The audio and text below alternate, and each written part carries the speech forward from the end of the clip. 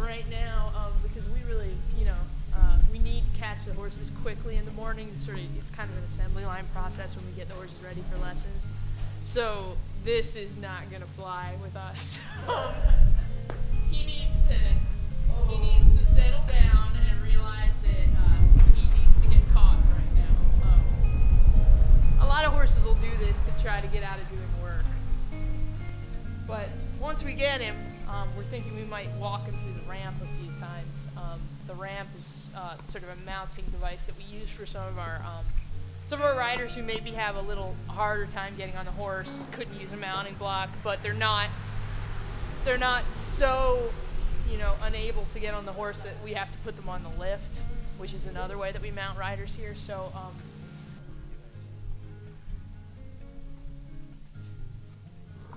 sorts of reasons why a horse might be hard to catch on any particular day. But him, I think it's just anxiety. As they become more comfortable here, we'll probably separate them to try to get rid of this, this problematic relationship. Awesome, Karen. Well, from what we've found so far, when you find horses that have been together for the majority of their life, sometimes they can develop this tendency to want to be with the other horse and they don't like separation. And right now, Charlie does not have that issue. We can take Charlie away from Coulter and he's fine to work in the arena. He could care less where Coulter is. He does his job, he obeys, he pays attention. But in the whole time when we're working with Charlie, Coulter gets as close as he can outside of the arena to whatever fence he's in and runs the rail and just worries himself to death that he's separated from his best friend. See, this romance needs to go away.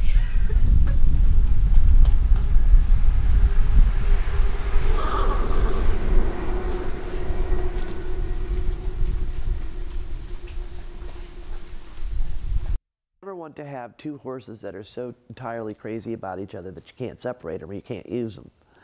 So whenever you get two horses like that, we break them up. It seems cruel until they're quit acting stupid. And then when they can be around each other and separated without acting like idiots, they can go back together and be friends. We don't have a problem with horses falling in love and being a couple, and as long as they don't act like complete idiots when they're separated. So.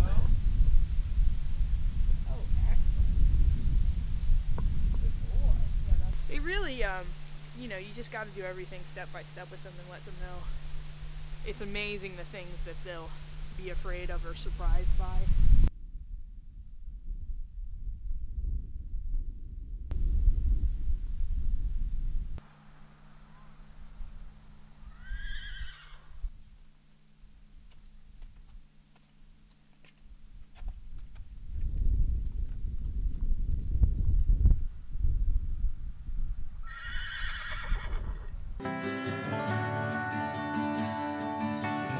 The other thing that we found out is during a routine vet visit, our vet told us that it looks like Coulter has some precancerous cells in his right eye, which is not something we were happy to hear.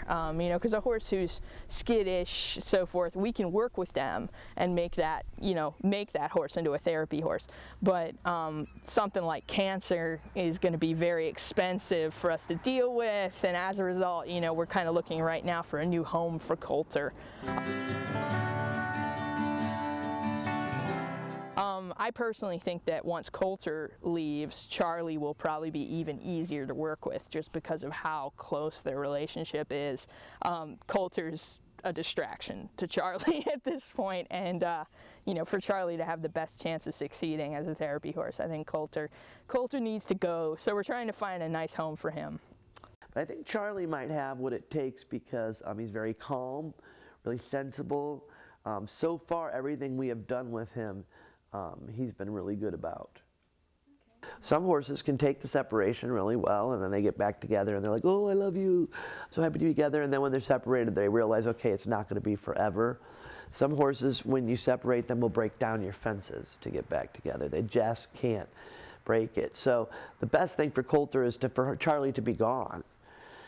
So if Coulter goes somewhere else and Charlie's not there, he's going to get over it real quick because he'll see that the horse is nowhere around, and he'll make friends with another horse, and he'll probably do the same thing with another horse, make a horse friend that he has to be around all the time. Sometimes some horses are neurotic.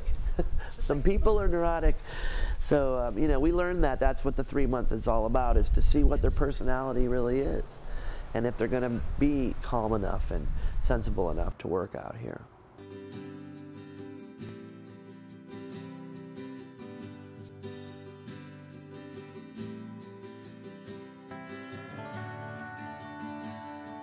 So, you know, one of the employees here will probably ride him in a lesson just to get him used to, okay, this is a lesson, this is what we do, you know, these are all the distractions and all the excitement of being in a lesson.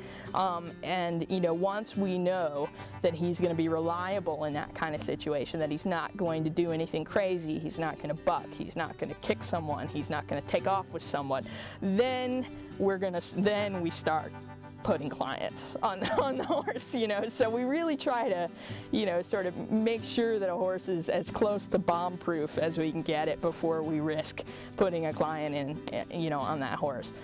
So, you know, probably it'll be a little while before we can fully trust him in that situation, but I think he shows great promise.